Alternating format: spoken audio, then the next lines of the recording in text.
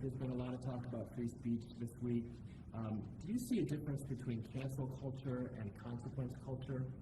I mean, your question's a real trick question. I'm a very strong person for free speech.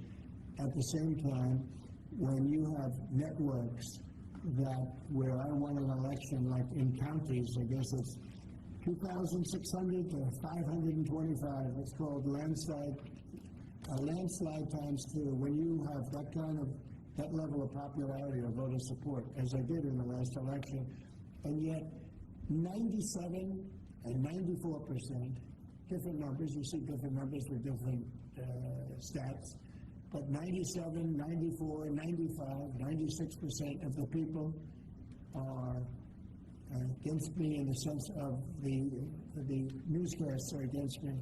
The stories are they said 97% bad. So they give me 97, they'll take a great story and they'll make it bad. See, I think that's really illegal, personally. You can't have a free airwaves. You're getting free airwaves from the United States government, and you can't have that and say, and somebody that just won an election, and I had to go through this during the election. I think it's a miracle that I can win. When 97% of the stories on the networks are bad, or whatever it may be, whether it's 89, doesn't matter, it's a tremendous number. You know it, you report it all the time, and it changes. But when you have that kind of a negative reporting, fake negative reporting, when they take a great story and they make it into a bad story constantly, that's what they do. Look, 60 Minutes took Kamala's answer, and they threw it out and they gave her a different answer so that she sounded competent.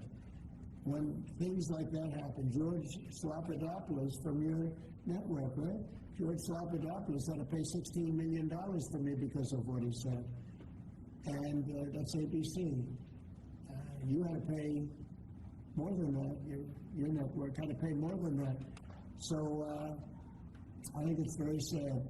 But I think that reporting has to be at least accurate to an extent. Again, when somebody is given 97% of the stories are bad about a person, that's no longer free speech, it's no longer anything, that's just cheating, and they cheat.